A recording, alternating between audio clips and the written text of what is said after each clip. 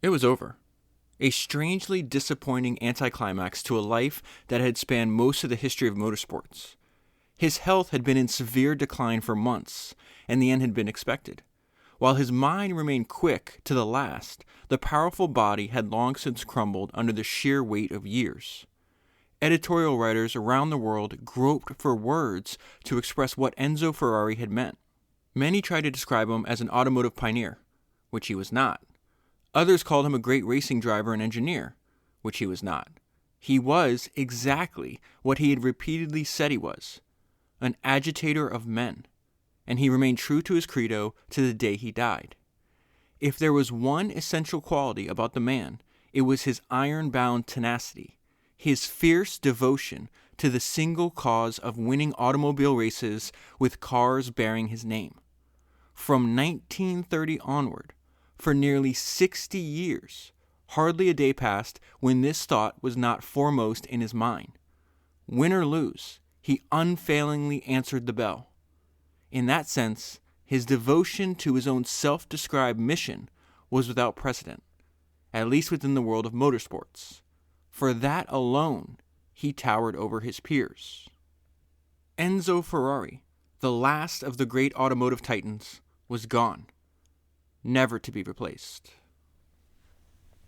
That was an excerpt about the death of Enzo Ferrari, and it comes from the book I'm going to talk to you about today, which is Enzo Ferrari, The Man and the Machine, written by Brock Yates. And I wanted to start there because this is the third podcast that I've done on Enzo Ferrari. The first two, in case you haven't gone back and listened to them, it's Founders number 97. It's based on that book, Go Like Hell, which is the story about Ford versus Ferrari. And number 98 is the biography. Actually, number 98 is the longest biography I've ever read from the podcast. If you don't include the book of all of Warren Buffett's shareholder letters, that biography of Enzo Ferrari is almost 1,000 pages long. That's Enzo Ferrari, Power, Politics, and the Making of an Automotive Empire. And the reason I wanted to do another book on Enzo, and the reason he's one of my favorite founders and entrepreneurs that I've come across since doing this podcast, is because one of the sentences that the author just wrote here, from 1930 onward, for nearly 60 years, hardly a day passed when this thought was not the foremost in his mind, and that's the thought of his fierce devotion to the single cause of winning automobile races with cars bearing his name. So anytime I have the opportunity to learn from somebody that did the same thing, that was singularly, I can't even pronounce that word. I don't know if I'm talking funny, but I just had dental work done, so my jaw is still, if I do sound funny too, it's just because my jaw is still swollen. But the reason I think that's so interesting is because it's just very rare for somebody to be completely obsessed with the same thing and work on the same thing for nearly 6 decades. And I think what Enzo Ferrari understood is the same thing that Charlie Munger has talked about, Warren Buffett. It's this trait that a lot of the entrepreneurs that we study on this podcast know, and it's the fact that knowledge compounds. And if you stay focused on the same thing, keep learning about the same thing for multiple decades, never interrupt the compounding, you're going to have a unique set of knowledge that no one else does. And that's why I think also the author says he towered over his peers. He was the last of the great automotive titans, and when he's dead, he was never to be replaced again. So I want to go to the beginning of the book. I want to introduce you to this guy named Luigi Chinetti. Actually, you know what? Before I do that, I've been getting a lot of messages about gift subscriptions, especially for this time of the year. I recently just switched to a different provider that has a more complete feature set for subscription podcasting. But so there's a link in the show notes that you'll find down below. If you click that link, then go in the upper right-hand corner, you'll say gift a subscription, and then it gives you a very simple set of instructions on how to do that if you want to. And you can give a monthly subscription or a lifetime subscription if you want to. If you're interested in a lifetime subscription, jump on that, though. On January 1st, the price is going to go way up. For the last few months, I've been running this experiment. It's been very popular, but it's definitely not sustainable. But I do want to give you a few more weeks to take advantage of that. So jump on that if that's interesting. Let me go to Luigi Chinetti. Now, the book opens up. So Ferrari doesn't die until he's 90 years old, and he works till he dies. Okay, and the book opens up with Luigi Chinetti, who's a few years younger than Ferrari. They were kind of like friends, adversaries, partners in a sense. Luigi Chinetti is the one that introduces the Ferrari, like the cars that you can actually sell, a private consumer could buy in America. He's the one that opened up which wound up being a gigantic market for Ferrari. And so the book opens up with Chinetti is driving from Modena, which is Ferrari's hometown where he spent most of his time, to Paris, and it plays on the radio that Enzo Ferrari had passed away. And so there's in the introduction, there's a great overview of Cinetti's view of Ferrari that I think is helpful to us. So let me go into that.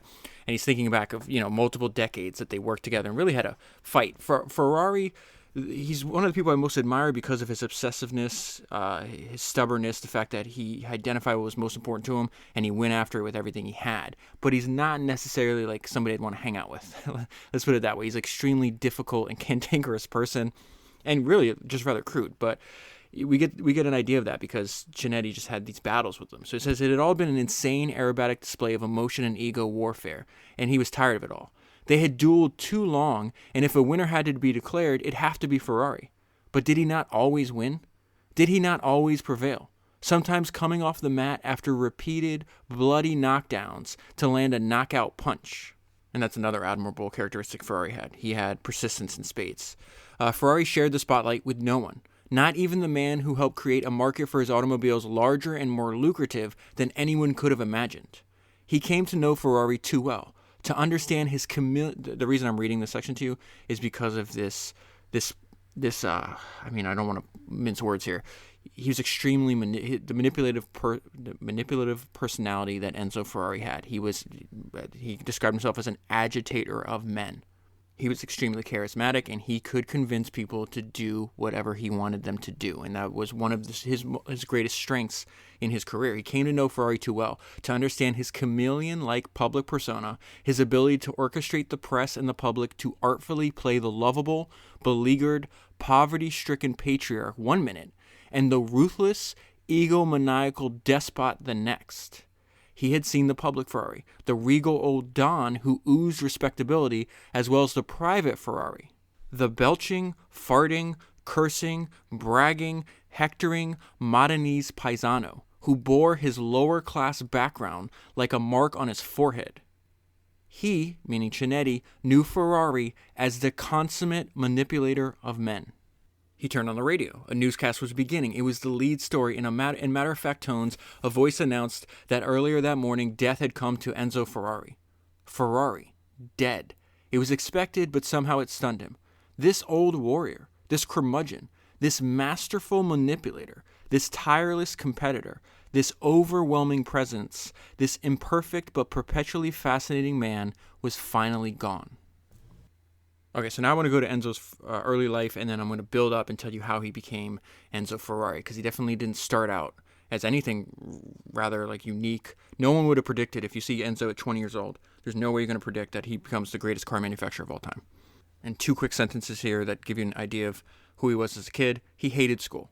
He simply wanted to be a worker and nothing else. So his dad, they're living in Italy, of course, where he spends all his life, actually.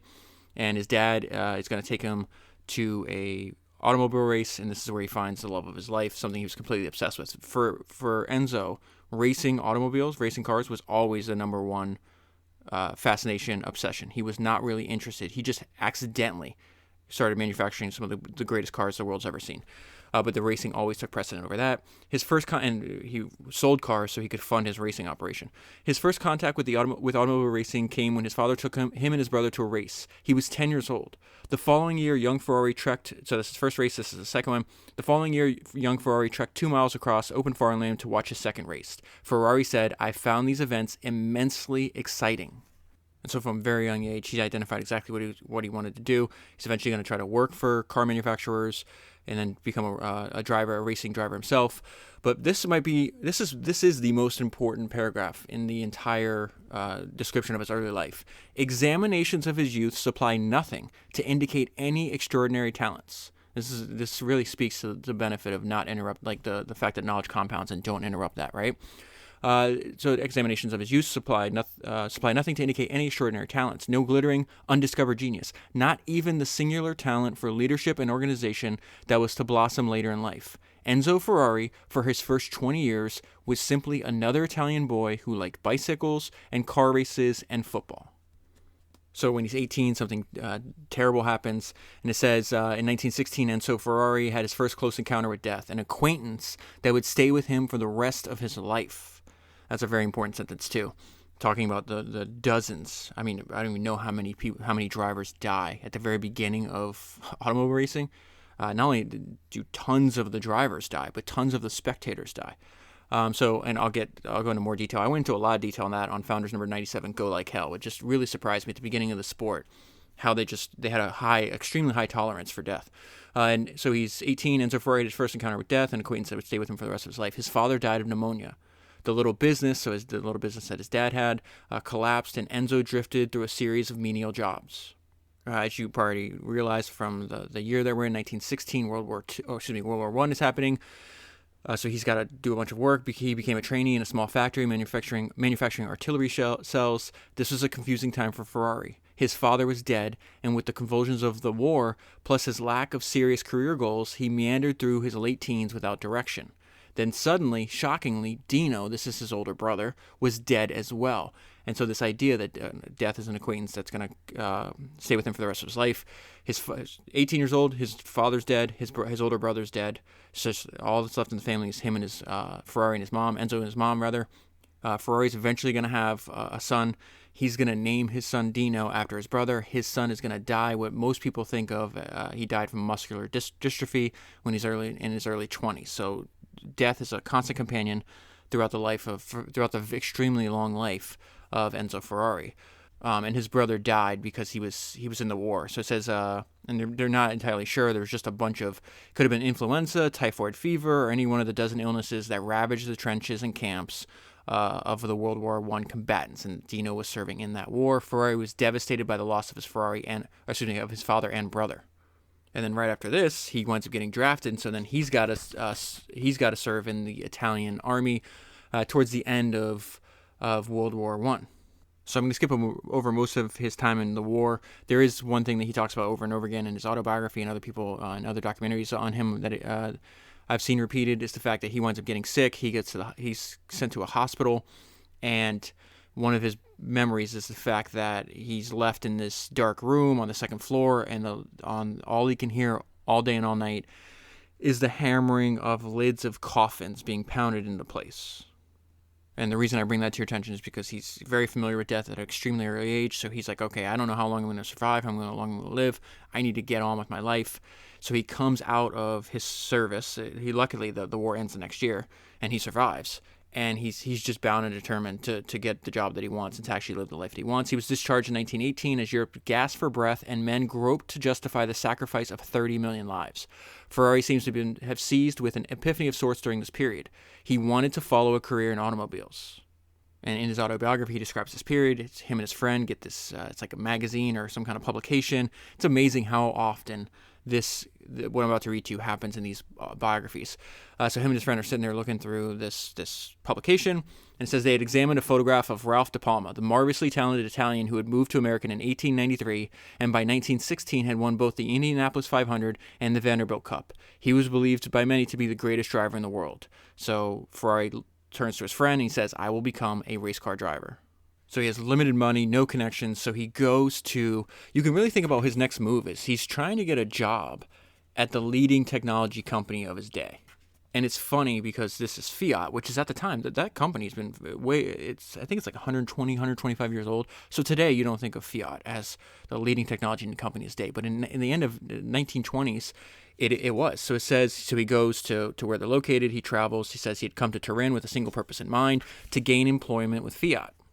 Fiat was an acknowledged leader in the new technology. They're talking about this is the very beginning of the automobile industry. And this time in history, I find extremely interesting. Actually, there's a parallel between the early automobile industry in Italy and the early automobile industry in America. So I did a multiple part series. It's around Founders number 118.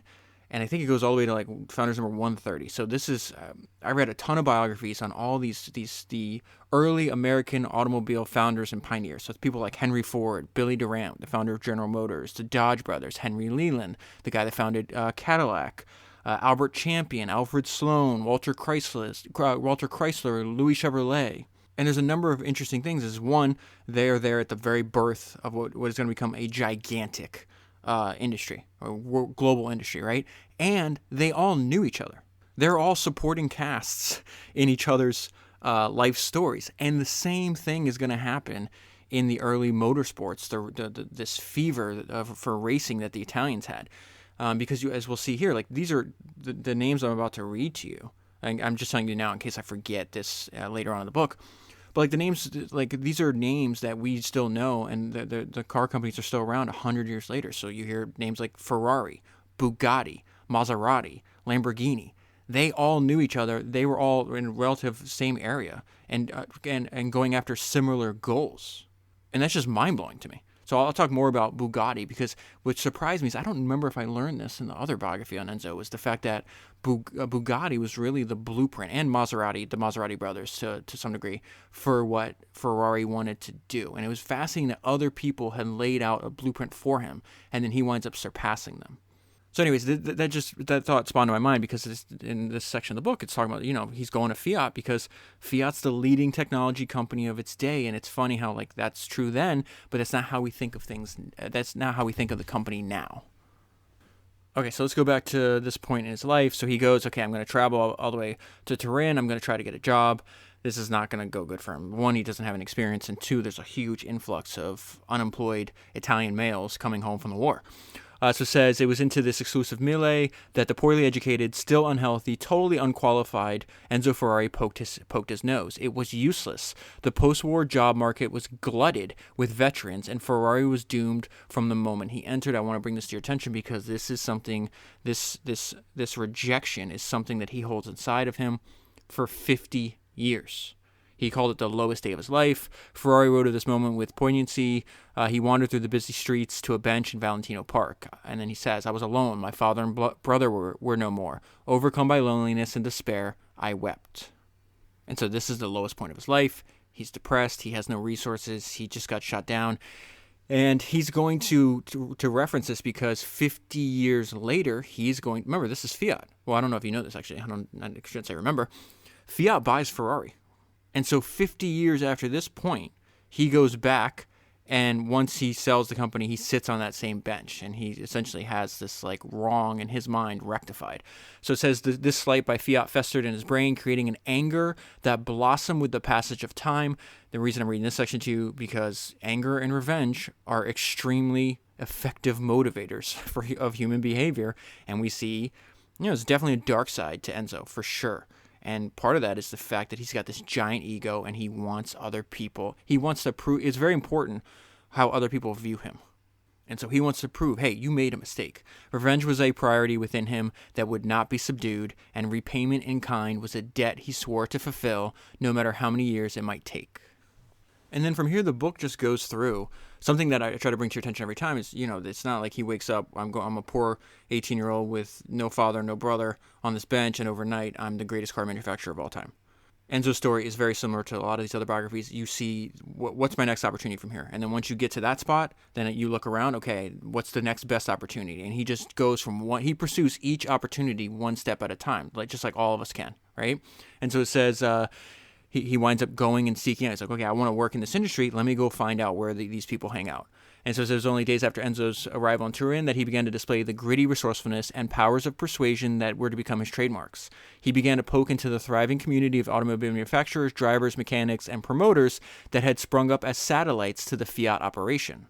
And so he just does whatever he can. I got to get my foot in the door of this industry, and then I'll figure out a better way. The very first job he gets, if you think about it, he hooks up with this car dealer, this guy named Giovanni, and Giovanni hires him because Giovanni is purchasing all the army trucks, like the Italian army trucks. There's a giant surplus, and he just figured, okay, I'll buy these surplus army trucks from the government.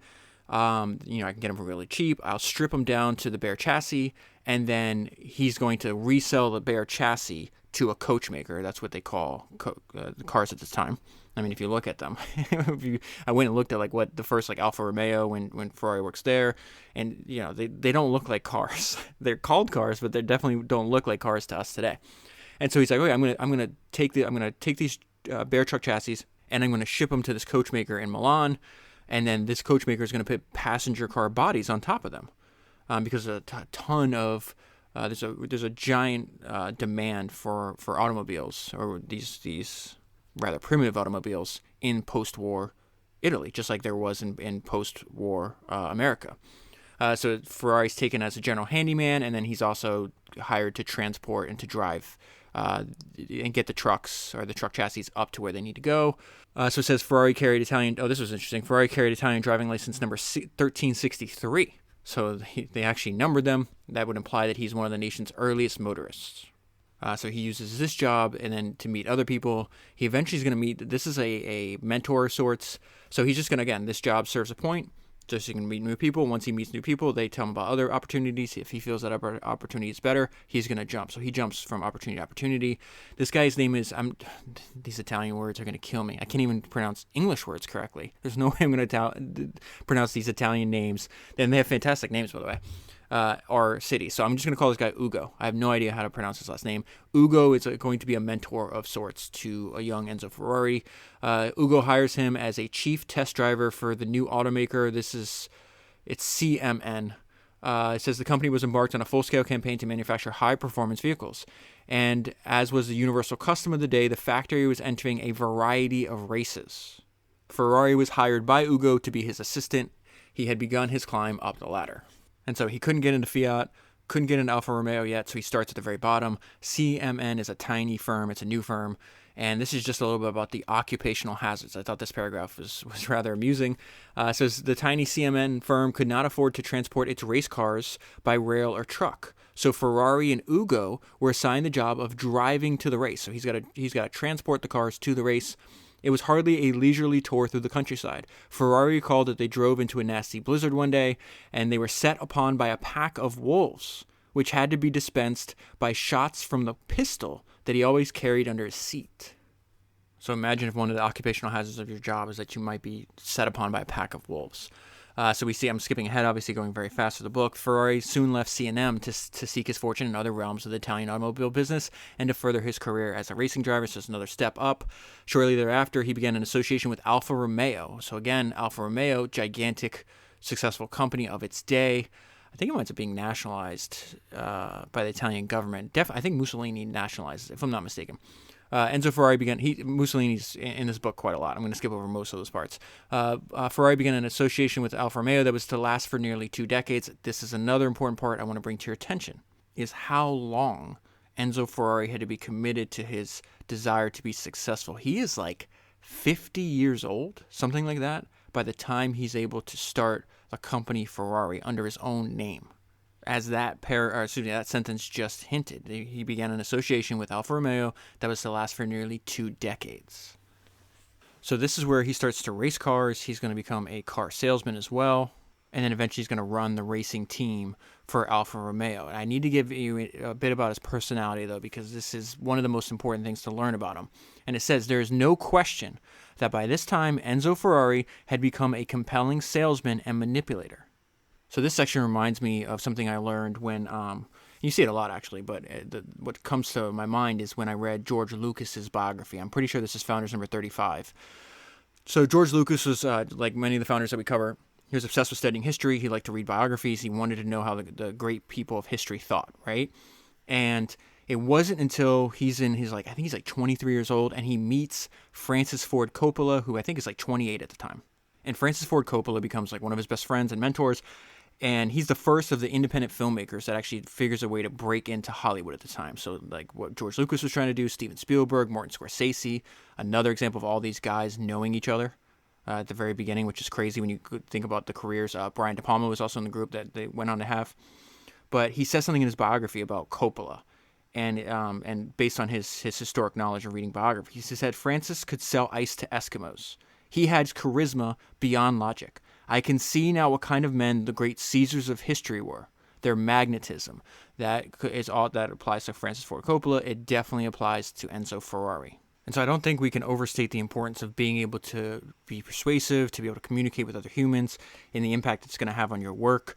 It reminds me, if you read the biography of Warren Buffett, there's a bunch of them, but he mentions this over and over again. He says the best investment he ever made was the $100 he spent for the Dale Carnegie public speaking course. And I think that statement speaks volumes. If you don't already have this ability, he's clearly telling you, hey, find a way to learn. It's just a skill. Like any other one, you can learn how to do it. Let's go back to this paragraph. What's also surprising is even though he knew he was persuasive, he knew he was able to manipulate. That's the word he's going to use. He does have a little bit of imposter syndrome because he's still this poor uneducated kid. Despite his obvious powers of persuasion and a sufficiently vivid personality to push his ways into the inner sanctums of the Alfa Romeo test department, Ferrari remained gripped by his lower-class bumpkin image. At one point, he lamented, "I feel so provincial." But that sense of inadequacy was more than compensated for this is really like the way to think about this, by his streetwise cunning and a brash ability to deal with the social and professional superiors like a man twice his age. So he's also doing races. I'm skipping over most of that part because he was, being by his own admission, not a great race car driver. Way better at obviously being the agitator of men. But this is the problem that a young Enzo is trying to solve, why he's doing the work at Alfa Romeo. The modest firm of Alfa Romeo was still operating in the minor leagues of the automobile racing business. Chances of their victory in major events seemed a distant hope because they're going against the mighty Fiat, Mercedes, all these other people that have way more resources than they do at this point in history. It was simply too great to even consider a high placing in the major Grand Prix events, but Ferrari plunged into his job with typical vigor. It is around this time, though, that he's going to start making the more money he's ever made in his life, and that's going to come from actual car sales. So it says his aggressive sales tactics permitted him to become an exclusive sales agent for Alfa Romeo automobiles in this little section of Italy that he's in. I'm going to skip the name. By using his growing reputation as a racing driver, he artfully enhanced the marquee image among the rich clientele in the region. As his financial fortunes in the car business increased, his racing career entered into a severe decline. He's 24 years old. And so as his racing career declines, he does something smart. He realizes that the failure of his one dream, right, remember what he looked at his friend when he was 18, whatever, how old he was, maybe 19? I'm going to be a race car driver. That was his dream, right? But his failure at one dream leads to the discovery of his true talent and something that he's going to do for the rest of his life. For all of his attempts at reaching the big time of Major League Racing, Enzo Ferrari would be doomed to the role of spectator. Yet his stature as an organizer and leader of men would soar to unexpected heights because he was able to strengthen the Alfa Romeo team and aid in propelling it to the very pinnacle of the sport. And so as he's turning around the fortunes of Alfa Romeo, he's introduced to the very real specter of death that this sport produces, which is unbelievable. I think the best description of that is that little fun book I did on Funders number 97, Go Like Hell. If you've seen the movie Ford vs. Ferrari, with Christian Bale and Matt Damon. Matt Damon plays Carroll Shelby. I also did a podcast on Carroll Shelby. Carroll Shelby is by far one of the most likable founders I've ever read. There's a bunch of interviews with him on YouTube right before he died, and I think he's in his 80s. He's just hilarious. I love that guy, but that's who Matt Damon plays him in that movie. If you haven't seen it, you could also listen to Founders number 99. That's Carroll Shelby. But so we see that death. How much death is involved in this sport is just unbelievable. This is going to be his mentor, the one that hired him. Ugo spun off of one of the ultra-fast Benz and was killed. Ugo was gone. The man who had brought Ferrari into the sport and given him his first chance to drive was dead. He would be the first of literally dozens of men who would fall around Ferrari, victims of this crudest of sports. So this is where we see that Enzo just really made the smart decision to alter his focus. And he had a talent for recruiting highly talented employees. And so he winds up recruiting two of the best engineers and also drivers. He does this throughout this is his MO, throughout his playbook for his whole life, actually. And what happens is now you have this Alfa Romeo team, which was the underdog, beating Fiat, which wasn't supposed to happen. And so it says, while Ferrari could accept no credit for beating Fiat on the track, meaning he wasn't driving, his contribution to their overall defeat by aiding in the defection of Bazzi and Giano, these are people he recruited, was pivotal. Following the pair's flight, the once unbeatable Fiat racing department was in shambles. Their losses prompted Fiat to drop racing after the 1924 season. A short-lived return would be made a few years later, but for all intents and purposes, they departed the sport forever. Considering Enzo's deeply rooted sense of honor and his need for revenge, remember this is the firm that would not hire him, one can be sure that this capitulation by the company that had rejected him 6 years earlier was lustily celebrated by Enzo Ferrari. That just, also popped into my mind as I'm rereading this. There is so many opportunities that are outside of Enzo's control that he benefits from just by showing up. This idea that Fiat gives up, cars break down, they don't get through immigration. Enzo was obsessed. He was most car racing teams at the time would say, "Hey, focus on whatever." There's all these different focus on Grand Prix or focus on this country or focus on this one type of race. And Enzo's like, "No, I'm gonna. If there's a race, I'm showing up." And so they wouldn't have, now that'd be crazy. You wouldn't be able to do that. You'd have specialized cars and everything else. They would just retrofit really fast. Like if maybe you had a car, a long endurance race, so you need to have a different type of vehicle for that. Maybe you have one that's just going around the same track, like Indy 500, so you have a car for that. Maybe you have a street race that's 1,000 miles, you have a car for that. Enzo would just be like, no, I'm showing up at everything. So this idea, I just realized that it prompted Fiat to drop out. He wins a lot almost by default, by the fact that he just shows up. I think there's a huge message there. Goes back to what Steve Jobs told us. Half of what separates, his famous quote that I'll never forget, and I think it's so important for people to repeat over and over again. Half of what Steve Jobs said, half of what separates the successful entrepreneurs from the not successful ones is just pure perseverance. Perseverance, persistence, whatever you want to call it. Enzo had that in spades. So now we get to when Enzo is 31 years old. This is going to be the start of the Scuderia Ferrari. And that word just means racing stable. It's kind of like a joint venture of sorts between Enzo Ferrari and Alfa Romeo. It says, with their money and Ferrari's connections and racing expertise, why not pool their talents and form a Scuderia? The deal would be simple. It'd be a limited partnership would be formed, in which the shareholders would set up an operation to buy, race, and perhaps someday build high-performance cars. And so this is what Enzo's going to do for quite a while. It's almost like 2 decades, something like that, maybe 15 years from this point in the story, before he sets out on his own, like he's under his own name, that is. But this section is really about the fact that he felt triumphant. He gets to return to the city of his birth, and he's now transformed himself at a rather young age from agent and employee to the founder of his own company. Ferrari symbolically viewed the formation of the new Scuderia as a triumphant homecoming to a place that, save for a few racing enthusiasts, had ignored his presence. My return to Modena was kind of a mental revolt, he later wrote. When I went away, I had merely some slight reputation for being a strange... This is hilarious. Listen how people thought of him when he left away, or when he went away, rather. When I went away, I had merely some slight reputation for being a strange young man keen on cars and racing, but did not seem to have any particular capability. So now, what is this? This is like 12 years has passed since that point, right? My return, in order to transform myself from a racing driver and team organizer into a small industrialist, represented an attempt to prove to myself and others that during the 20 years I was with Alfa Romeo, not all my reputation was secondhand and gained by the efforts and skills of other people. The time had come for me to see how far I could get on my own efforts. Now, this is what I mentioned earlier, that there is always a blueprint in these books. They're usually somebody has identified, they see somebody that came before them, and they're like, I want that.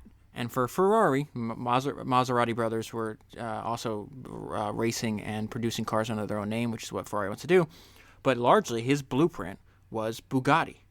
And so here it says, if there was ever a prototype operation for what Enzo Ferrari envisioned for the Scuderia, it had to be the legendary, I don't know how to pronounce his first name, but we all know his last name, Bugatti. This part art, listen how they describe Bugatti. And this is really interesting because I've heard the car. I knew they sell for like $1 million, some crazy like that, maybe even more. But I didn't know much about the person. I should actually see if I can find a biography on him. This part artist, part engineer, part entrepreneur, part sculptor has since 1910 created an automotive fiefdom in a tiny village. The Bugatti estate included we talk about a lot, the benefit of building your own world within a world, right? That's kind of what company building can be, and then you can also do that to more elements of your life. But check this out. This Bugatti literally made his own world. It sounds fantastic. So he has this little automotive fiefdom in a tiny village. The Bugatti estate included a small, elegant inn for the entertainment of guests and customers, a stable of thoroughbred horses, and the factory itself. His automobiles were and remain a stunning combination of industrial aesthetics and the jeweler's art. It looks as if a Fabergé had somehow been able to motorize an egg. And it's the book goes into detail about the character that Bugatti was. He like dressed in costume and everything. It's just hilarious. I love seeing people like, hey, I got one life. I'm going to do whatever I want, and I'm going to really live it. Bugatti was just one of a bevy of colorful eccentrics, nobles, playboys, dreamy commoners, and hard-eyed egomaniacs who populated the world of European motorsports in the 1930s. This is still all about Bugatti. He certainly stood above the rest in terms of lifestyle. He had created a feudal barony around the spidery machines he manufactured in limited quantities and sold only to those he personally deemed worthy. By contrast, Enzo Ferrari was then still a drab, simple journeyman, laboring in a small garage in an Italian backwater. That is such an important point. The example Bugatti was setting did not escape him. There's always a blueprint. Bugatti was Ferrari's blueprint. This is so important. Bugatti was a prototype for success. He was manufacturing cars for the very wealthy and fielding his own team of professional and wealthy amateurs. This is exactly what Ferrari wants to do. Surely, if Bugatti could succeed at this, a similar concept could be developed on a more modest basis for Ferrari. So Ferrari is extremely gifted at running a team, recruiting the best people, provoking them, poking them, motivating them, manipulating them.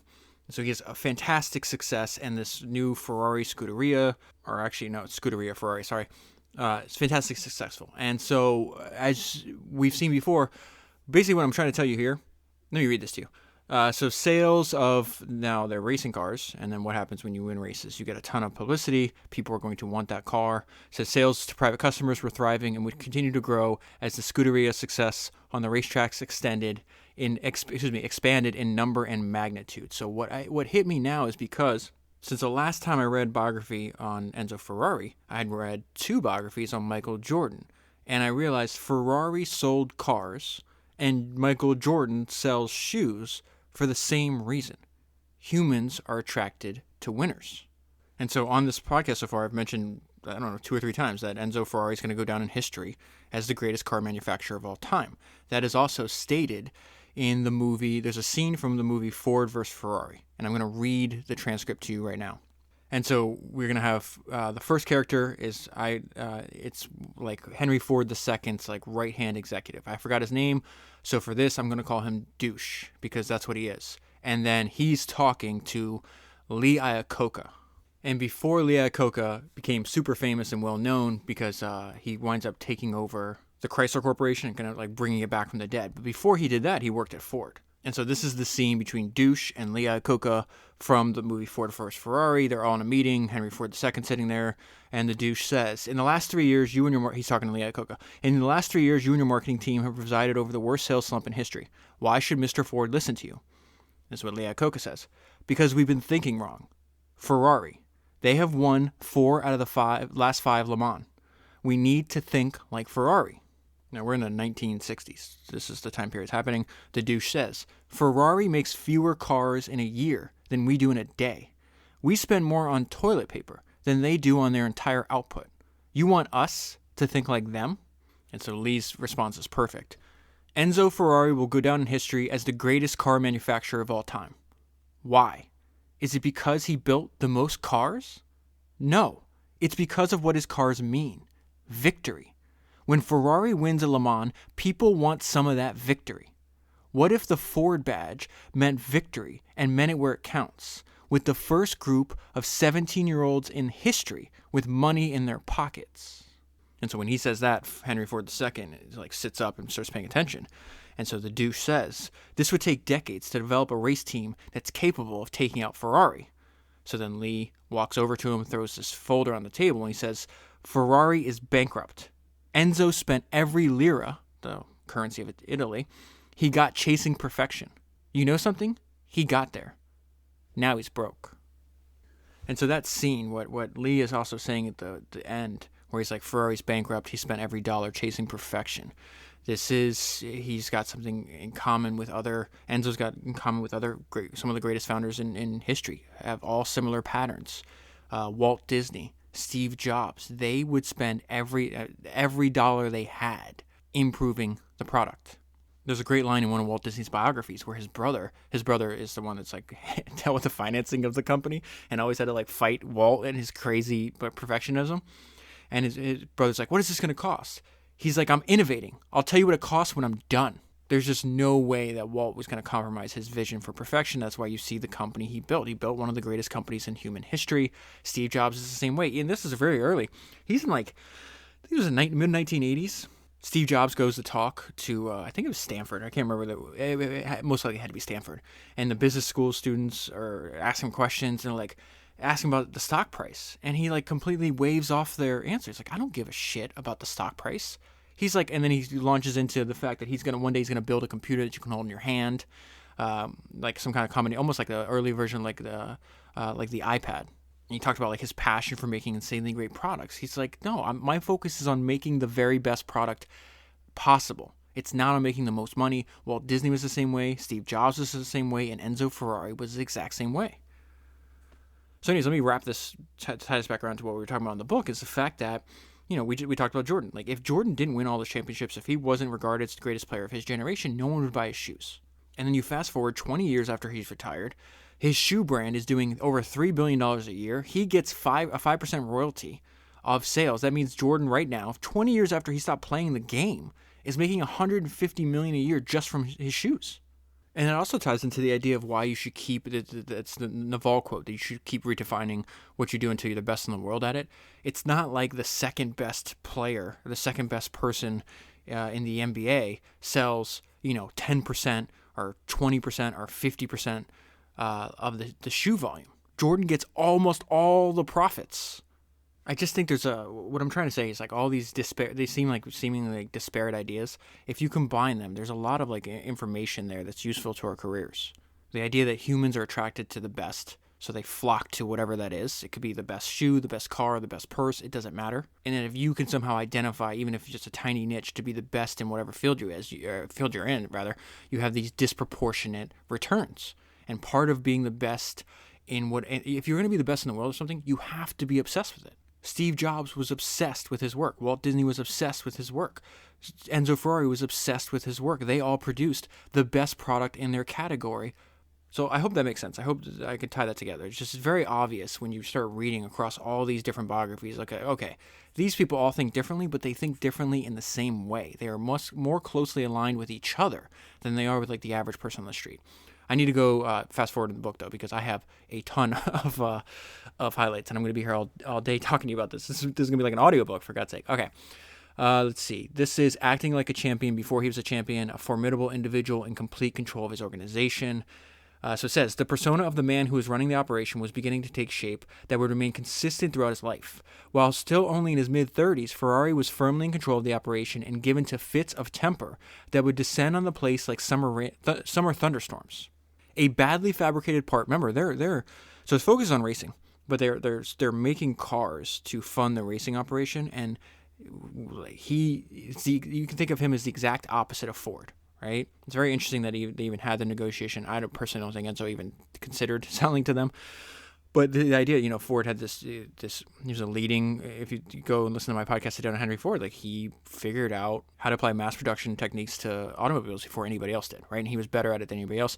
Ferrari's on the opposite end of the spectrum. These are handmade products built by Italian artisans. Okay, it's not at all what it's a complete opposite strategy that Henry Ford took. So it says a badly fabricated part. Or the late arrival of a worker would send his temper soaring and strong men scurrying for cover. At the same time, he could be a model of decorum, transforming himself into a charming maitre d' when the moment demanded it, as when a high-born noble or fascist official, remember this is Italy before World War II, right?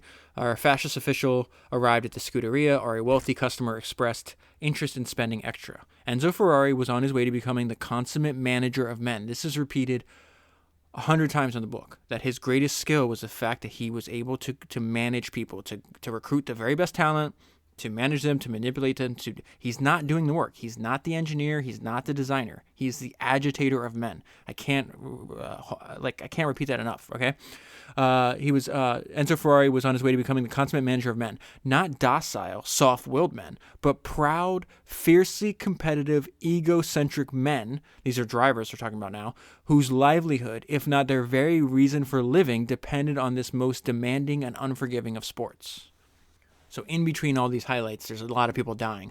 There's some sick stories in the book, like maybe the driver and like two drivers might die, but the crash like results in the car going into the field, into the stand, or not even stands. They're racing on the road, for God's sake, and 20 spectators dying. It's insane. So it says but he's also extremely successful at winning races. For the first time since its formation, Ferrari Scuderia could be considered at the top level of the business. It was able to compete head-to-head with the likes of Bugatti and Maserati. For all the death and acrimony, Enzo Ferrari could look back on the past season with a certain satisfaction. And this is, I double underline this point because jumps out if you study Enzo Ferrari. Also a very useful trait for us to have, befitting only a man with a diamond hard will to win at all costs. So as you could imagine, if you're traveling all over the world, you got drivers dying, you got these complex machines that you're having to build essentially from scratch. There's all kinds of moving parts. They constantly don't go to plan. So this important, like the important ability to have the ability to adapt, to be flexible, to improv, like the ability for improvisation. These are all very, very common traits in the history of entrepreneurship. Enzo Ferrari is no different. Just want to pull out a couple of sentences here because I thought this was absolutely fantastic. So it's discussing like all the stuff that happens, and he says if they were to survive, it would be thanks to their wits and their ability. Check this line out, and their ability to play the ancient game of life. Few men understood this game better than Ferrari. I just love that idea. If they survive, it'd be thanks to their wits and their ability to play the ancient game of life. And if you think about the people that we're studying on the podcast together, we're not studying people that are great at school. We're studying people that were great at life. I want to go into more about the eccentricities of Enzo Ferrari. He had a lot of weird phobias. Also extremely, I think I have more highlights later on, but this guy was extremely adherent to routine. He had almost the same routine for the last 60 years of his life. It was remarkable.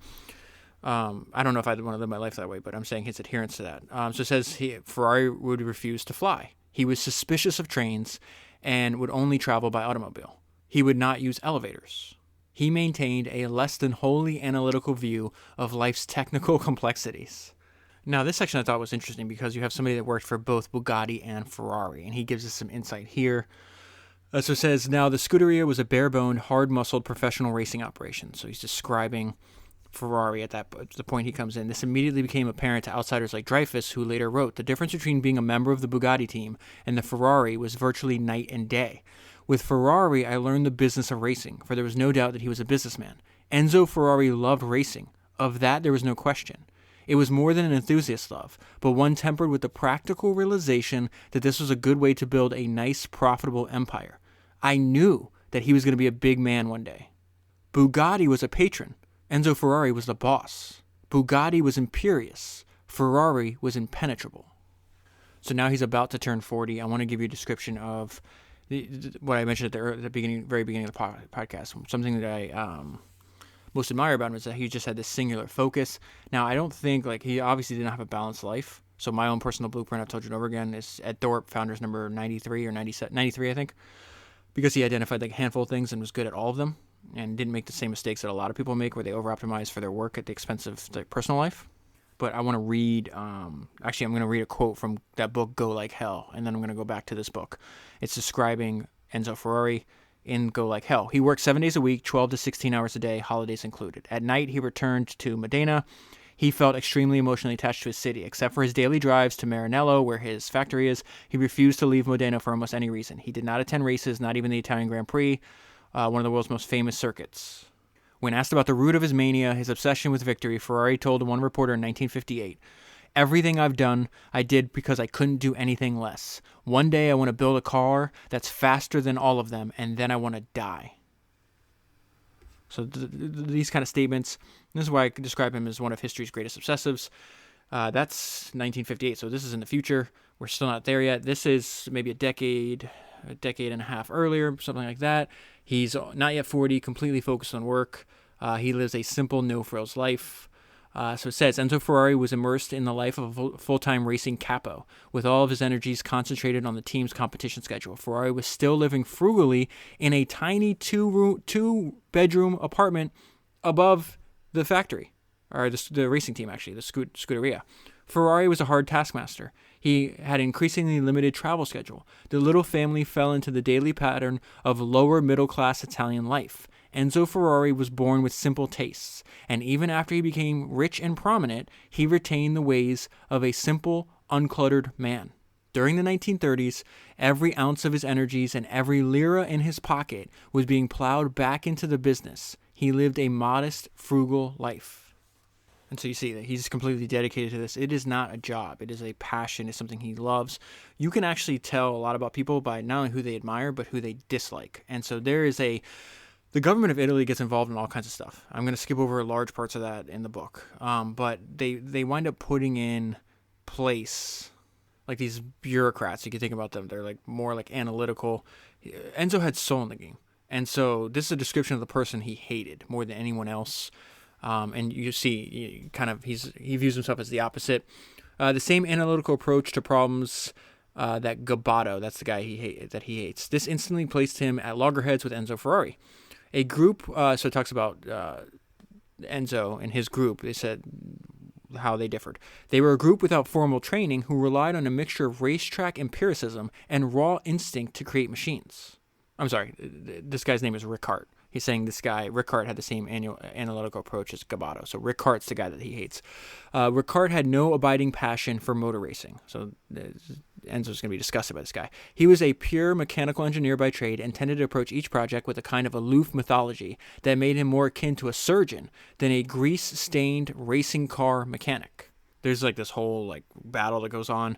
It's going to wind up leading to Alfa Romeo buying out Enzo Ferrari. This is also going to lead, after the war is over, to Enzo creating Ferrari, the company that we know today. Alfa Romeo brought 80% of the Scuderia Ferrari. The struggle was long and difficult. After all, Enzo Ferrari was the Commodore of Alfa Romeo's Grand Prix racing program. To lose this position had to imply failure, or at least displeasure in the eyes of his superiors. The period of 1935 to 1938 was laden with frustration for a man who wore they're describing Enzo, who wore his pride on his sleeve and who for 15 years had assiduously and successfully curried favor with the company hierarchy. So the author goes on for quite a few pages about this war, this battle between Ferrari and Ricard and all these other people that's going to force him out, but I want to draw your attention to the fact that Enzo knew what his talent was, which is another smart move by him. I have never considered myself a designer or an inventor, but only one who gets things moving and keeps them running. My innate talent for stirring up men. This is where Enzo Ferrari was at his best, immersed in the genesis of a daring new design that he believed would bring victory on the racetrack. As the summer heat of Modena bore down on them, transforming the workshop into a fuming hell of simmering, deafening, maddening motion. Enzo he just loved chaos. He seemed to gain strength. Each night, the exhausted team would gather in one of the little restaurants around the neighborhood to eat and to muse about their progress. Then they'd fall in bed for a few hours' sleep before beginning again at dawn. And so that 7 days a week, 12 to 16-hour schedule that he imposed on himself, he also imposed everybody around him. No holidays. He doesn't pay attention to any of that. Doesn't really pay attention to any current affairs, anything. He's just all about racing, like that one singular focus that he maintained from the 1930s until the day he died, I think in 1988, something like that. So eventually, this Ricard guy is going to win this battle. This is when Enzo's forced out of Alfa Romeo. Not necessarily a bad thing for him. Enzo's dismissal from Alfa Romeo was clearly a greater blow to his ego than to his bank account. The buyout of the Scuderia and severance payments left him in solid financial shape. So he had a nice little nest egg going, and he doesn't really spend money on anything but his cars. He maintained a simple life, still living in a small apartment on the second floor of the old Scuderia building. Enzo Ferrari could look back on the past 20 years with considerable satisfaction. He had begun with nothing, save for a tiny inheritance from his father, and through hard work and chutzpah, had become a major figure in international motorsports. He was 41 years old. So this is actually still before World War II. I don't know if I misspoke earlier. His severance agreement had stipulated that he could not use the old Scuderia Ferrari name or directly engage in motor racing for 4 years. Therefore, Ferrari set to work establishing a custom machine shop. So he uses some of his nest egg to start this other company. He invested substantial capital in equipping the old building with lathes, milling machines, grinders, and shapers. So this is more about his intensity that I was just mentioning.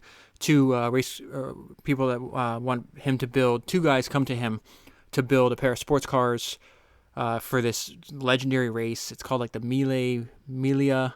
I've looked up how to pronounce that. That's the best I can do. I'm sorry. And so he's like, okay, I'll build them. And he says he reached this. He's like, okay, I'll agree. It was he reached this decision at a dinner on Christmas Eve in 1939, when most families were together. On one of the holiest nights of the year, Enzo Ferrari was conducting business. Christmas Eve was a sacred time reserved for family gatherings and obligations, obligatory, that's not the word, mandatory attendance at church services. That Enzo Ferrari would spend such a period with racing associates underscores not only the singular intensity with which he engaged in business, but also the hypocrisy of his testimonials of devotion to his wife and son. This behavior was hardly unusual for him, and others also found him boring ahead with his work on various Easter Sundays, Christmases, or any other of the multitude of holidays and feast days that dot the Italian calendar. So fast forwarding throughout the war, like his factory gets bombed by the Allies multiple times. There's after the war, there's electricity in Italy is scarce. Product like materials are scarce, and this is the environment he decides, hey, I'm going to start my own company. This is Ferrari, and it says, and this is the reason. So he closes down. Now, he's many years have passed. He can use that name again. He can get back into racing. His reason for returning to the automobile business was simple. It was all he knew. The machine tools had been transitional stopgaps for the duration of the war, but his reputation, his context, his passion centered on cars, and there was no logical reason that this would not be his area of concentration once the fighting stopped. And so another way to think about that is he knew what his circle of competence was, and he was going to stay within that for the rest of his life. I need to point out something here when he's building his first car, one of his first cars, that's extremely important. And it's this idea that people think, oh, I need to innovate. You don't. It was not. Rolls-Royce was the exact same way about what I'm going to read to you, because I read the biography of the founding engineering genius of Rolls-Royce, Henry Royce, and his method was take an existing product. The Rolls-Royce method is the same method that Enzo Ferrari is using, is what I'm trying to tell you. Take an existing product and make every part of it better. So it says, no Ferrari ever built was a glittering example of daring technology. The V12 that they're making right now was one of the very few examples in the history of the company that could be described as remotely revolutionary. This is so important. If Ferrari was so insistent on original ideas, his company would not have got off the ground, for it never, ever introduced a new idea. And he describes this perfectly in one sentence. All we wanted to do was build a conventional engine, but one that was outstanding. So again, I think that's really important. Just take an existing product and make every part of it better. So I want to go back to Chinetti, the guy I told you about earlier, that's going to develop the American market that proves to be extremely lucrative for Ferrari. And I got to point this out. He's, 48 years old at this point in the story. Things are not really going well for his company. Again, post-World War II, there's not a lot of money. There's not a lot of electricity. There's not a lot of products. So they wound up meeting. He found Enzo Ferrari in the same dingy two-story building. Ferrari was in a bad way. He looked haggard beyond his 48 years. His eyes were red-rimmed with fatigue. His hulking frame was slumped behind a desk in the large, unheated office. On that day in the dingy icebox, they spoke of the future. Each tried to conjure up some optimism, but it came in brief spurts, only to fade into the morass of broken dreams. So Chinetti had been in America. And so this is what he's like, hey, let me be your guy that can bring your products. Because Enzo never visited America. He wasn't really interested in it at all. He wasn't really interested in anything except his little town and his factory. And so Chinetti plays an extremely important role. Chinetti spoke of his years in America, where a war effort had been mounted that by comparison made Italian industrialists look like little potters. So what Chinetti observed and what he's describing is what is the American material output during World War II. I did an entire podcast on this. It's in between, I think, Founders number 168 and 169. It's a bonus episode. It's called Freedom's Forge. And I found that book because it was recommended by Patrick Collison. Patrick Collison is the founder and CEO of Stripe. I told you this before. If you go to patrickcollison.com/fast, Patrick, like most great founders, has this deep historical knowledge, and he collects examples of groups of people doing really hard things really quickly, which, of course, is probably what he's thinking, like building out Stripe, right? Doing something extremely hard with a group of people really quickly. And so if you want to read the book, Patrick recommended it. He's got a really interesting mind. And if you want to check out that podcast before you read the book, you'll have a good overview of what's taking place. But this is what Chinetti is about to tell Ferrari. It says in the rush to spit out millions of airplanes, tanks, trucks, rifles, landing craft, prefabricated buildings, portable bridges, helmets, it just goes on and on. I'm going to skip over that part, okay? And God knows what else, the American Colossus had created miraculous tools of mass production assembly line techniques so ingenious that full-size cargo ships could be built by a man named Kaiser. He is referencing Henry Kaiser. I did a podcast on him. That's Founders number 66. The reason you should listen to that is because he built over 100 companies in his day, built the Hoover Dam. Henry Kaiser was as famous in his time as like Elon Musk is today. So it says they were so ingenious that full-size cargo ships could be built by a man named Kaiser in less than a week. How, asked Chinetti, could Ferrari hope to compete against this Western industrial might? And so Enzo's not going to, because he understood you can't out-Ford Ford, right? So you go in the complete opposite direction. And why is that an opening for them? Because Chinetti realizes there was a rich upper class whose tastes were European, in America, that is. He had seen them, met them, and gained their trust. They would pay a king's ransom for such elite machines, and he, Luigi Chinetti, did I pronounce his name wrong earlier? Luigi Chinetti, meant to exploit that naive colonial lust. Chinetti was firm. Build 5 cars a year for America, and he would sell them for unseemly amounts of money. Give him the opportunity, and he would sell 20 a year. A number on that dank day. This is the whole point of why I'm reading this to you. Because think about how far Ferrari has come. This is now, 70 years after this conversation? I mean, there's a Ferrari dealership right next to my house that has more than 20 Ferraris in there, right? So he's like, give me 20 a year. I will sell 20 a year. And a number that on that dank day in Modena sounded as astronomical as if they'd been discussing General Motors' annual output. Ferrari agreed. And so the way he's going to sell cars is still the best way he knows. This is a simple idea, but it's not easy. It's the same thing that Jordan says. Jordan says, the marketing I did for my business was on the court. If I won championships, I would sell shoes. If Ferrari wins races, he's going to sell cars. The rules were simple. Build successful racing cars that improve the image of the company, and rich men will flock to the door to obtain similar cars with which to play out their fantasies. By announcing the new line of cars, he could expect a flurry of orders from wealthy sportsmen and perhaps an infusion of deposit funds to carry on the work. He did not have a lot of money. This is very similar to early days of Tesla. They start selling this Roadster. This is where, it's for $250,000 or whatever it is. I guess they still do this to this day with the new Roadster. They were taking deposits of like $50,000, gives the company capital up front to actually go and build the car. Ferrari's doing that, 70 years ago, whatever it was.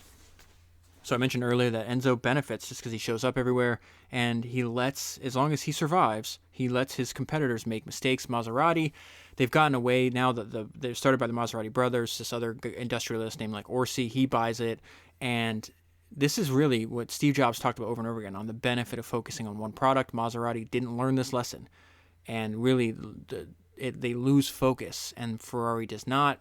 And so Maserati goes from building race cars and really fast cars to now they want to develop a grand touring car. Maserati was also going to continue manufacturing machine tools, and then they wanted to make an electric truck, thereby removing itself from direct competition with Ferrari. This alteration of direction by Maserati was the first of a series of tactical errors that would ultimately take their company out of the ranks of the elite automakers. It's all about focus. While Steve Jobs talks about this over and over again, focus is saying no. Maserati, run by a different person, is not able to say no. While Ferrari was zeroing in on the tiny world of exotic cars, Maserati was doing just the opposite, expanding in a variety of directions and thereby blurring the focus of the old, much-honored firm. The decision was to reap both long and short-term benefits for Ferrari. I talked about this in the other 2 Ferrari podcasts as well, that he would constantly limit production, made his products more lusted after, more exclusive. So at this point, they're going on for a while. They've only built 70 cars. Now they're building them by hand, like I mentioned earlier. And the people buying them, it's like the world's elite. So you have Prince this person, and King this person, and Emperor this person, and Shah of this country, and Crown Prince. I'm just reading you this list. Then you have people like the DuPonts, who were one of the wealthiest American families at the time. All this is who he targeted first. Other wealthy customers would travel all over the world just to his little factory in Maranello, rather. And, he'd be given a tour, and the customer's like, I want one. And he'd have like unsold cars out back. And he's like, oh, I'm sorry, you can't have one. He would just tell him, no, it's going to be, a year, 2 years. So he did this intentionally. He understood that if you tell somebody no, especially somebody that's wealthy, powerful, used to getting their way, it only makes them desire that object more. So as time goes on, he's still building the company, still focused on racing. We see his explicit goal. Enzo Ferrari had clung to the dream of becoming what he called a grand constructor. He's like, I don't consider myself an industrialist. I'm a constructor. That's how he described himself. The class, in addition to, and then he got to his goal of being a grand constructor by being an agitator of men. Those are two ideas that are linked together. The classic manufacturer of complete racing cars and high-performance road automobiles for a select clientele of elite enthusiasts. That's what he's trying to do. Only a few men in history had achieved such an elevated status, most prominently Bugatti and then Bugatti in Italy and Bentley in Europe, or excuse me, in England rather. So this goes back to what's most important to him, and the fact I told you he had this strict adherence to this schedule of his, and this is, in my opinion, some of the best writing in the book. This man, so rooted in time and place that he never slept out of his own bed for the final 40 years of his life. His automobile business was not a means to an end. It was the end, the very essence of his being. In the final analysis, the fast cars, the Grand Prix victory, the factory itself were all secondary to what they stood for. The towering ego of the man whose name they carried, Enzo Ferrari. His personal style was in extreme contrast to the automobiles he created. They were flashy, high-styled, daring, brash, openly outrageous. He was drab, mundane, semi-monastic. Ferrari remained a simple man with simple tastes. In his automobiles, there seemed to be a transference of his powerful ego and the need to express himself artistically. But in personal terms, he was muted and introverted to the point of obsession. And let's go back to what his greatest skill was, and maybe the greatest skill one could possibly have if you want to build a successful organization or team, right? His greatest skill was recruiting talented people. It is often said that his greatest skill was his ability to recognize talent. This was probably true. And I thought Ferrari had a really counterintuitive point on losing I want to bring to your attention. So there's a writer for the New York Times, this guy named Daly, and he's spending some time with Ferrari. He says, Daly observed that Ferrari appeared to be happier when he was losing, which jives with the mechanics working at Ferrari, with the mechanics' observation that the race shop on Monday was more serene following a defeat than a victory. But why? Ferrari explained, there is always something to learn. One never stops learning, particularly when one is losing. When one loses, one knows what has to be done. When one wins, one is never sure. So I just want to tell you a little bit about these open road races that they did and that cause a ton of death. This is just insane. There's a lot more detail in the book. I think this gives you a good overview. Open road races have long been considered too dangerous by most civilized nations and had long since been banned. But the Mille, again, most likely mispronouncing, only gained in popularity among the Italian people. Estimates of the crowd that turned out to line the route soared to as high as 10 million. Thousands of police and army regulars labored in a futile attempt to keep the mobs of the course. Oh my goodness. Keep the mobs off the course. But drivers still had to be steeled to drive into packs of fans, moving, wobbling walls of flesh that would part like the Red Sea as they sped through. So do you see what's happening there? Drivers going down the road. The fans are on the road. And as the cars approach, they like part and hopefully part in time. And then some of these crazy people do stuff like this.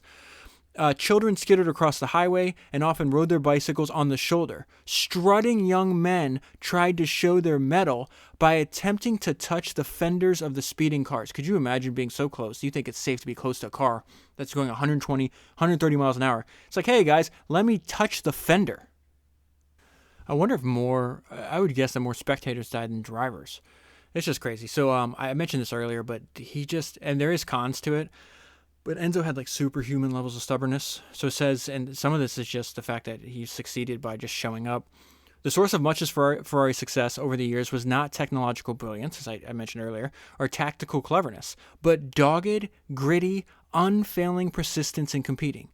A willingness to appear at the line no matter what the odds and run as hard as possible. And like I said earlier, this is just stubbornness to show up no matter what. Some of these races he wins by default because maybe they transport, maybe they actually get their cars from Europe to Argentina or something like that. But the driver gets sick or there's an immigration issue or the car breaks down and then Ferrari's there not supposed to win the race, not expected to win the race. Guess what? I win by default. Now my greatest competitors had some unknown catastrophic event that prevented them from performing, or from being able to race. And guess what? I'm here, so I'm going to do it, and I'll get the win. And then obviously you get the prize money, you get the prestige, you get everything else. It's like this virtuous like flywheel effect. They go into the book also goes into detail about this whole, Ford trying to buy Ferrari. Talked about that in Go Like Hell. Talked about that in other places. Mentioned it earlier in that clip. I just want to go to the end of it because I thought that was funny. Gives you an illustration of Enzo Ferrari, the person, the fact that he's obsessed with control, and he just was never going to yield that control. Ferrari opened the conversation with a question that addressed the entire philosophy of how the new operation would be run. By this point, Ford executives toured the factory. They're negotiating for, I think, several weeks. I don't know if, like I said earlier, if Ferrari ever had the intention of selling. He was so proud to be an Italian.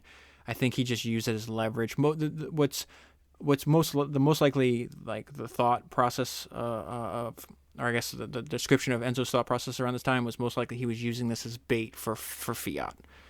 He was going to sell the company, but he was going to sell it to an Italian company. He wasn't going to sell it to the Americans. So after several weeks, he opens up this conversation, and he says it gets the entire philosophy of how the new operation would be run. If I wish to enter cars at Indianapolis, and you do not wish me to enter cars at Indianapolis, do we go or do we not go? And the person from Ford leading the negotiation says, "You do not go," responded Ferrari without hesitation.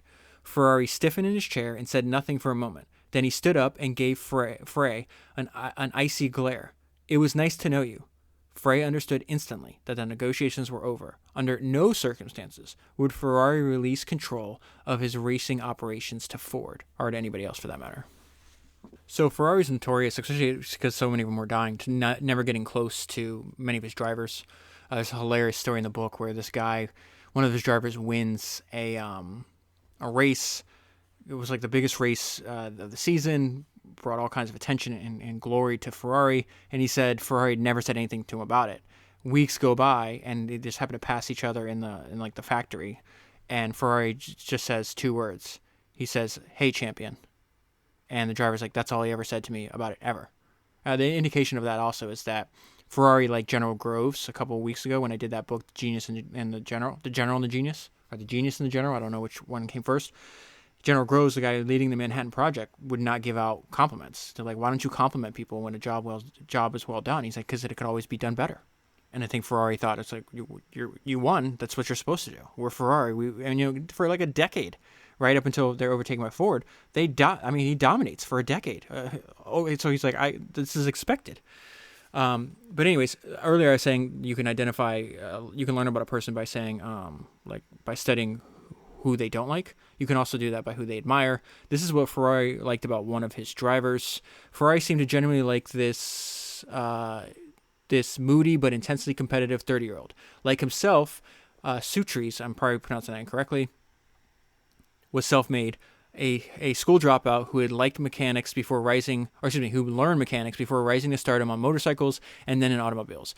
But so again, this is what he likes. He likes the fact that this guy's moody, intensely competitive, self-made, a dropout, one who learned mechanics before rising to stardom on motorcycles and then in automobiles. Both men were utterly single-minded when it came to racing. And unlike many of the dilettantes who had driven for the team but had never gotten their hands dirty, Sutries was prepared to work endless hours, just like Ferrari, in the dyno rooms and engine shops at the factory, seeking more power and reliability. He was a racer to his core.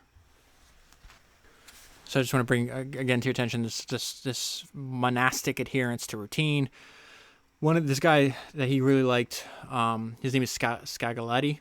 He was one of the designers that made cars that shaped like the Testarossa, the 250 GT Spider, the California, all these other things. And so he really liked the fact that this guy was a craftsman, okay? But he had a commoner sense of reality, which was how Ferrari thought as well. So he says each Saturday, Scagaletti would receive a phone call. "Well, Scagaletti," it was from Ferrari. "Well, Scagaletti, what are you doing now?" would be the standard question. The reply was cast in stone. He had no plans. A lunch would then be arranged. It would seem impromptu, but in fact, the same schedule was maintained for over 20 years until Ferrari's health failed in the mid-1980s. So it talks about they'd have this lunch every Saturday. Ferrari would lapse into recollections of his youth, repeating hundreds of times the story of his painful recovery in the army hospital and the sound of the coffin nails being struck home on the floor below. The lunch would feature heavy Modenese fare, heavy cream sauces, and would be amply lubricated with champagne. This was classic Ferrari, habitual, regulated, predictable, and Modenese to the core.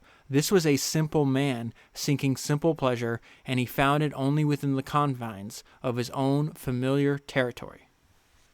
I mentioned earlier the fact that Ferrari had a very different take on things. He's just like, if there's a race, I don't care what kind or where it's at, we're entering it. Now you can't do that. Towards the end of his career, he couldn't do that. So it says part of the problem was Ferrari's insistence on being everywhere at the same time. During this period, he was competing in Formula One, Formula Two, the Tasman Series, the Can-Am, major sports car endurance races, and all the European hill climb championships. His engineers tried to convince Ferrari that demands were too much, but this engineer's voice, it was a voice in the wilderness, meaning Ferrari just would not listen to him. I'm not entirely sure why, but when I got to this section, it reminded me of the legendary engineer that I covered a few podcasts, like 20 podcasts ago, Isambard Kingdom Brunel. He had a really interesting philosophy, because most people's like, okay, if something's not working out, let me try a different attempt. Isambard Kingdom Brunel's philosophy, his first thing he would do, first way like he would try to solve a problem was to increase the dosage, not change the technique or try a different attempt. It's like, oh, okay, this isn't working out. I need to do 10 times as much. And so that thought popped into my mind when I got to this section where this guy's like, oh, I'll do Formula 1, I'll do Formula 2, I'll do these hill races, and I'll do endurance, I'll do short, I'll do long. It doesn't matter. I will just increase the dosage. I will do it all. And so you and I have talked about this over and over again, the fact that Enzo really had nothing else that was important to him. So the idea, like, he's not going to retire. The note I left myself on this page is a quote from David Ogilvy, and he said, retirement is fatal. Those who knew him best understood that Enzo Ferrari would never retire. There was little else in his life besides automobile racing. It was that simple.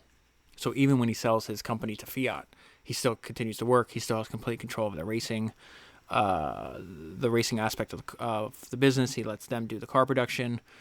Let me try to read my note. This is remarkable. Selling the company to Fiat as an act of revenge. Oh, this is what I mentioned earlier. So it says, while a tiny entity in the industrial world, his company was giant in terms of prestige. An automobile, they're talking about Ferrari, the view of the brand, the power of the brand, right? Even though he's not producing, I think he's producing like 700 cars a year or something like that at this point. It's just not a lot. I can't remember the exact number, but it's very small. And so it says he's a giant in terms of prestige. An automotive boutique more comparable to Coco Chanel or Cartier or Gucci or Christian Dior than to the industrial monolith that was Fiat. For Ferrari, it was a simple solution to capitalize his sagging business, because prestigious business, but he spends every dollar he makes, he puts it back into trying to make a better race car. So he's not like, he winds up dying wealthy, but he doesn't make a ton of money. And the success, like his son, so one of his son dies, Dino. He's got like a bastard kid, and when his wife dies, oh, okay. So I'm not going to sit here and talk to you about Enzo Ferrari's sex life, but the author mentions it like 50 times in the book. The guy was just obsessed with during the day, he's obsessed with cars. At night, he's obsessed with sex. He's got like mistresses everywhere, all kinds of stuff. Even when he's 80, like he'll have dinners, and they go into detail in the book about, like, he talks about his sex life. It's really rather gross, honestly. But he winds up having a son. That son, to this day, still alive, is the only heir that he leaves.